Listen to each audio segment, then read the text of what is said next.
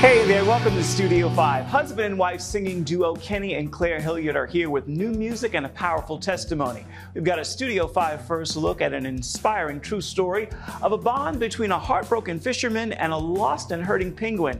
And finally, a look at a documentary exploring the moral issues and ethical issues surrounding the rise of Bitcoin. All that coming up, but first, let's fire up this week's countdown of the top 5 stories in the world of uplifting entertainment. Here are the first 2. At number 5. After falling, I went back to my seat and I sang a song. Seeing and hearing the faith behind champions, like the gold medalist from Germany, who literally fell before winning. I almost let go. I was quite at the edge of a breakthrough, but couldn't see it.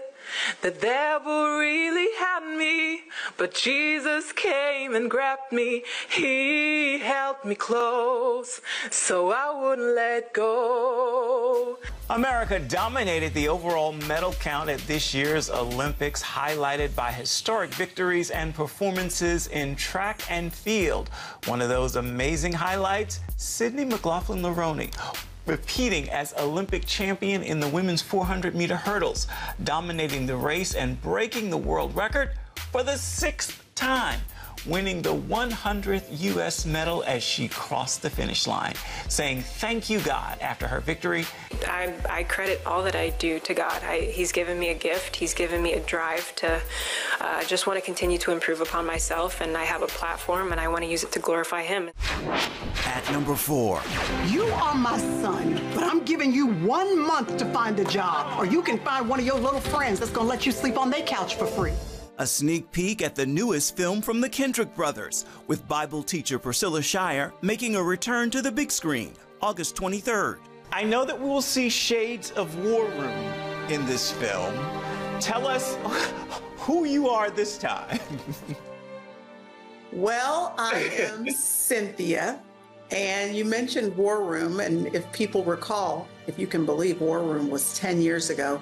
But there are a few scenes where Elizabeth Jordan in War Room is on the phone with her sister, Cynthia.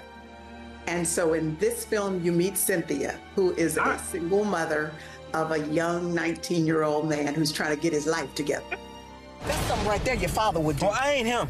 You acting like him. Boy! It's hard for a woman to call out the man and her son. I just need some prayer support. The remaining 3 uplifting entertainment stories are coming up shortly. We turn now to Kenny and Claire Hilliard. The singing and songwriting couple's musical journey began in 2005. Along the way came some serious challenges. Doctors diagnosed Kenny with a brain tumor. That health battle has given birth to music. The project is called Upon the Storm. Deep in the unfathomable minds of never-failing skill, treasures of His bright design and works His sovereign will.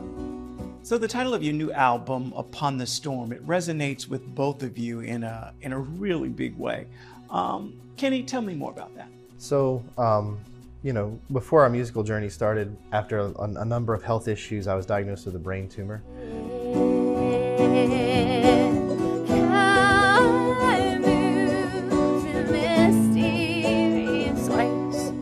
God in His mercy got us to a place where we could have it removed in 2016, but my health continued to fail, and eventually I was diagnosed with a genetic disorder and just a number of things. But that time of struggle and difficulty reminded us of the importance of music that comes alongside people who are suffering and reminds them who God is, what He has done. The fact that He's merciful even in trial and difficulty, and that we're people who need mercy.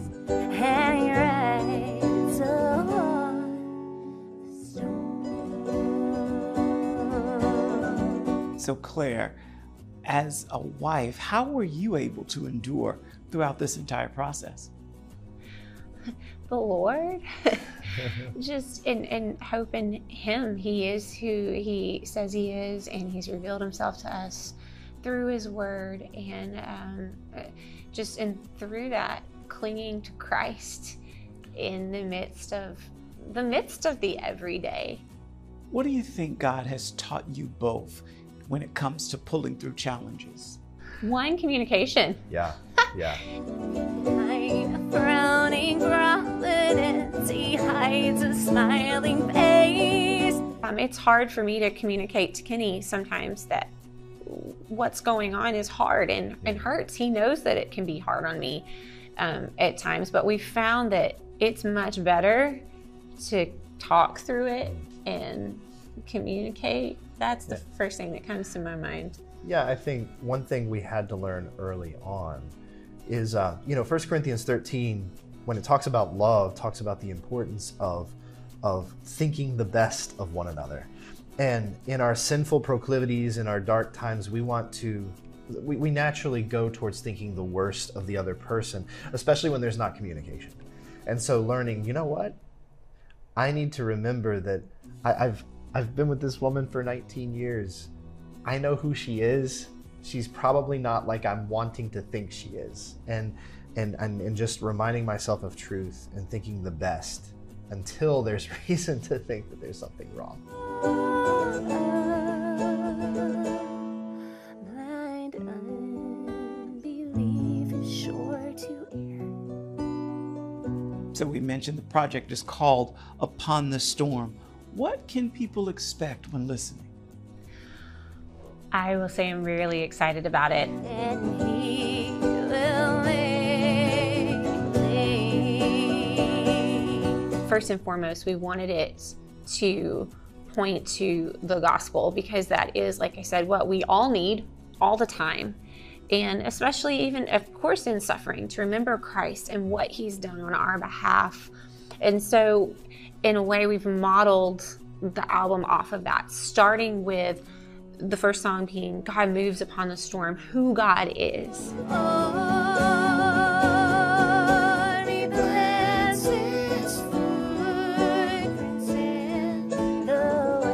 So it's songs personally to come alongside the listener, but also we've made it our goal to make these songs be songs that we can sing congregationally together. Between Bright Joys and Clouds of Doubt is one of my favorites. And that is something that we intentionally wanted the church to sing in unity. And then also We Believe is another congregational song. It was inspired by the Apostles' Creed. Yeah.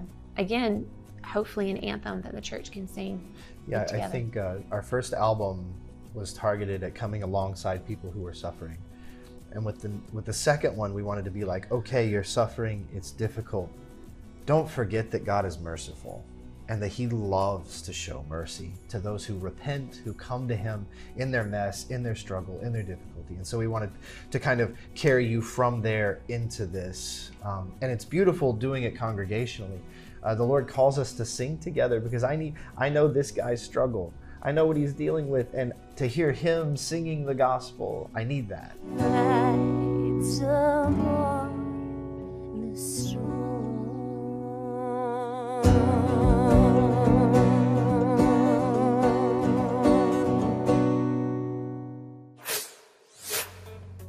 Kenny and Claire's album Upon the Storm is available right now wherever you stream and purchase your music. Still ahead. Why is a penguin in our home? Producer Jonathan Lim gives us a Studio 5 first look at My Penguin Friend. They forged this unbelievable friendship where the penguin every year would swim thousands of miles to visit his Brazilian friend. Blessed are you, Lord, our God, King of the universe, who has chosen us from all of the nations and given us his Torah. Audiences are raving about oracles of God. I believe this is an extraordinarily well-researched movie that indeed speaks about the integrity of God's word. It's a real faith builder. It encouraged me to realize God's hand in preserving his word throughout history. If God is not faithful to his word, he is not faithful. But this shows that he is. What is it? I don't know. I thought you could tell me whether or not they're genuine. I would describe this movie as inspiring, captivating, excitement. It mattered to them to get it right. Everybody should watch this movie. Oracles of God, the story of the Old Testament. Available now for a gift of any dollar amount. At number 3. Family and friends of Whitney Houston gathered in Atlanta over the weekend at a gala marking the singer's historic visit to South Africa 30 years ago. Houston visited the country following Nelson Mandela's historic election win as president.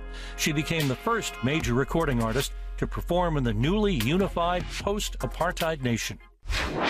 At number 2. Good to see someone so cash about the spirit of baseball. What else in life is there, Sam? I'd say we're looking pretty whooped here, right? What are you talking about? We still got a chance. Peter, no sleeping in the dugout. Baseball comes to the big screen in You Gotta Believe August 30th. Coach, got a proposition for you. You manage the All-Stars and make a run the Little League World Series. I manage the worst team in the league. You got 10 days to whip these boys into shape. Okay, yeah. Go team. It's the true story of a Little League team inspired by a coach and father in the fight of his life. Robert, when did you know that your story here was a movie? I think it was around November of 2019. Coach John Kelly, who was the manager of the West Side All-Star team, gave me a call, said, hey, can you have lunch next Thursday at my house? I've got some people who are interested in doing a movie on You Gotta Believe. And next thing you know, I was sitting there with Houston Hill and Lane Garrison, and it was the longest lunch ever because 2.5 hours later, after tears and laughter, I think we all agreed that we were gonna try to do a movie. Dad, go get Mom, go get Mom. Help! Where do we go from here? Depends how hard you choose to fight. There's nothing that makes me feel better than watching y'all play ball. But we're awful. Y'all need something to rally behind. Something that lights a fire in you. I got something to rally behind. My dad. With that, we've got just one more story to share in this week's countdown. That's coming up in just a few minutes. We turn now to a heartfelt true story of a penguin rescued from an oil spill who develops a special friendship with a heartbroken fisherman. So special, the penguin swims, get this, more than 5,000 miles between Argentina and Brazil to visit that fisherman for 8 consecutive years. The film is called My Penguin Friend.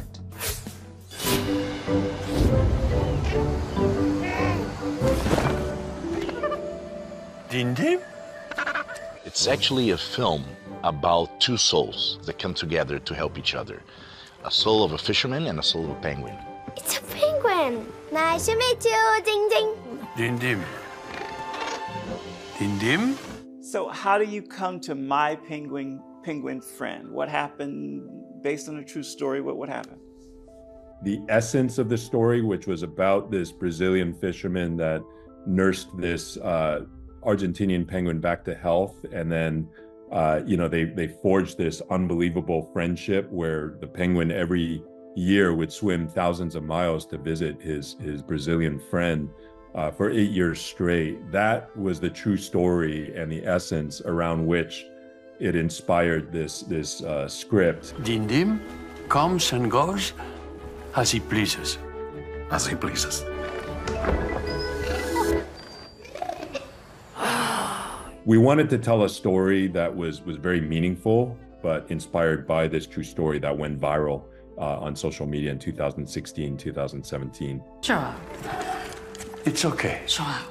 The interesting thing is the penguin teaches us about humanity. Yeah. What would you say one of the greatest messages of this film is?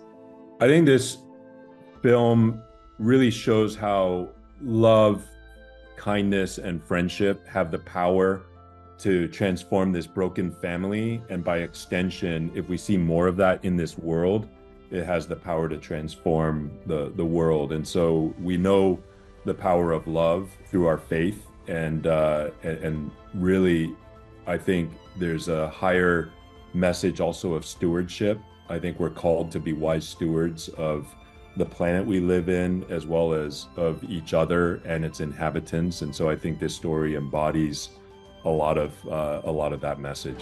Is he your pet? Not my pet. He's my friend.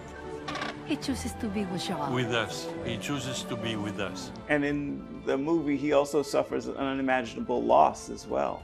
That's right. Yeah, and we took some creative liberties from that. So, you know, the real Joao, fortunately, didn't lose a family member, but he is estranged from a family member. So, you know, it's sort of a metaphor that we used in the movie to create the emotional stakes, or elevate the emotional stakes that you feel so strongly in the movie. But yeah, he knows all about that, and I think you know, he's really a huge advocate of the film. Yeah.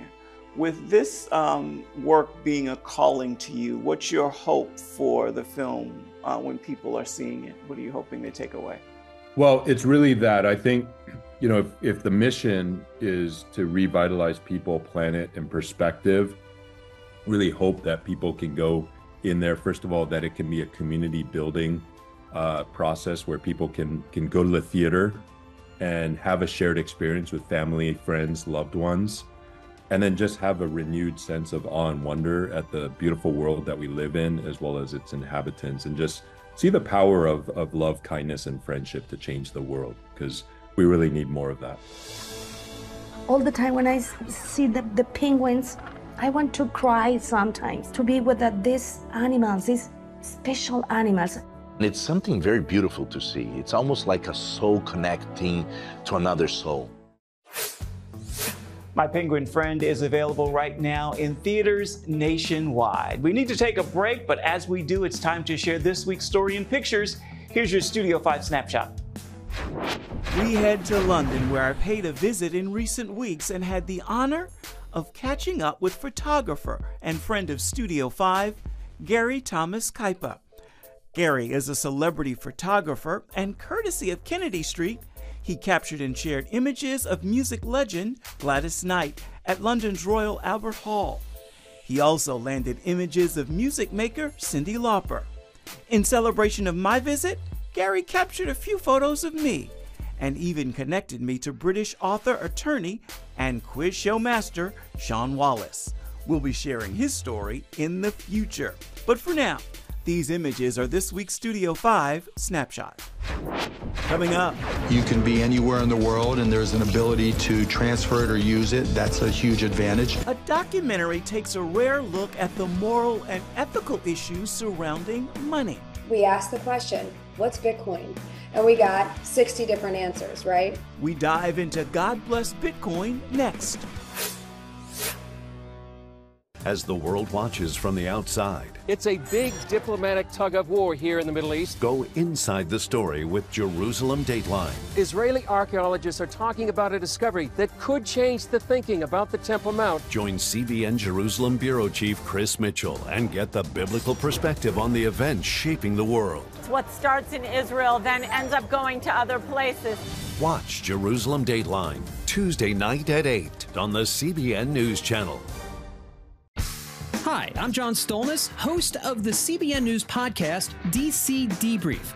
I'd love for you to join me each Friday morning for the inside scoop on Washington politics. We will talk to experts, lawmakers, newsmakers, and analysts to help us take a deep dive into the important stories you might not hear anywhere else. Don't miss this unique CBN News perspective coming to you straight from the nation's capital, because truth matters.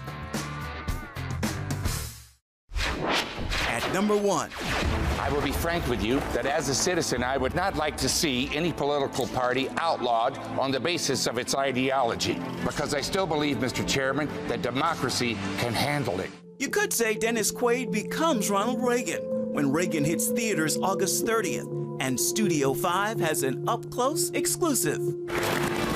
Hello, I'm Nancy Davis. Hello, Nancy Davis. I'm Ron Reagan. I'm curious, Ron. What would you say is the issue of our time? No question about it. Communism and the Soviet Union. Get in the game. Run for office. What does this role mean to you? This role It's become my favorite role I've ever had, actually.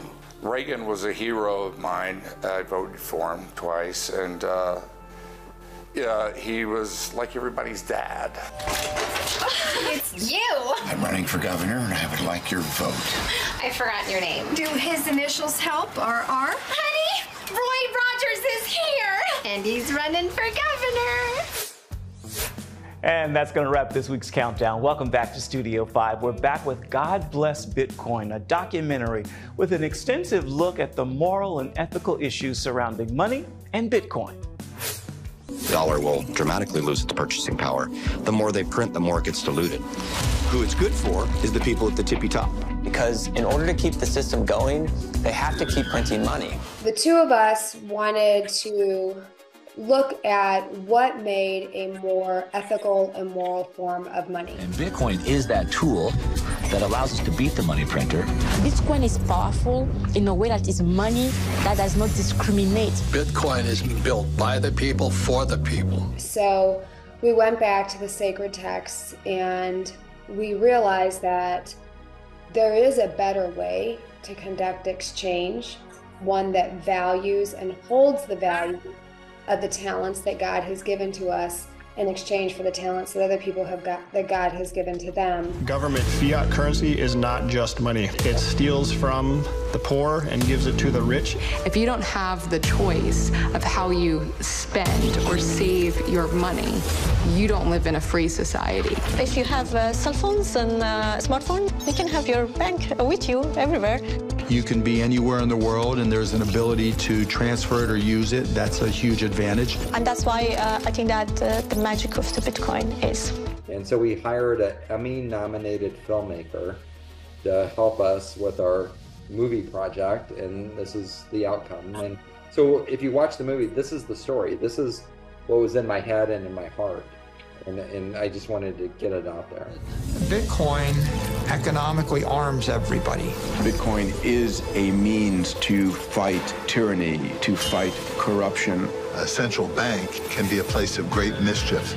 My perspective is that Bitcoin does fix everything. Bitcoin does represent freedom. Bitcoin is truth. Out of the two of us, he is the Bitcoin expert. And so what we did was we interviewed over 60 people to get all different opinions and bring different levels of expertise to the playground, right? And so his Bitcoin community is a wealth of knowledge. And what was happening is we asked the question, what's Bitcoin? And we got 60 different answers, right? So it was, how do I help narrow those down to pick the ones that are the most digestible? Anyone can be a part of the Bitcoin economy. It's like a good church. Because it's an ethical ideology, there are many people that feel very spiritual about it. We are to treat each other fairly. We are not to steal. We are to do no harm. Those are just mandates for basic morality.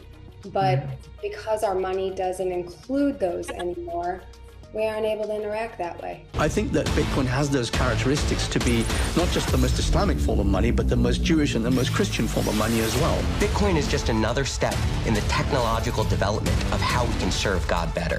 After I understood what this technology could do for mankind and how it could help, reduce wars and, help people, live a life of abundance. If our money wasn't broken and our money held its value, then we could have more kids and we could live like the way God wants us to live. Bitcoin can make the world a better place. And there's nothing you can do to stop it. God, could you, if this is the right way for us to work together as your people and bring abundance to all your people and not just the people at the tippy top, could you bless this new form of money as a way for us to create abundance for all? God Bless Bitcoin is available to watch for free. Simply go to godblessbitcoin.com. Most historians agree the Jews were here first, but the Arabs will argue that they were here the longest. Gordon Robertson investigates the Jewish and Arab conflict over who owns the land of Israel in the exclusive CBN special, Whose Land Is It? You just scratch the surface and you find a rich Jewish culture and history. Get Whose Land Is It? You'll discover the truth behind the dispute that threatens to ignite the Middle East today.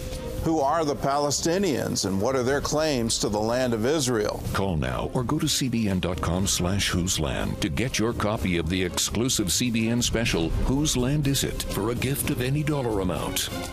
Find out the truth behind the headlines. Palestine means invaded land. Why should we call it that? Get Whose Land Is It? Yours on DVD for a gift of any dollar amount. Call now or go to cbn.com/whoseland. Available now. Welcome back to Studio 5. Music helps us to bring you this show each and every week, and this week's soundtrack comes from Tamala Mann. The gospel singer takes a bit of a dive into country music. Take a listen and you'll hear why Working For Me is what's playing in my ear this week.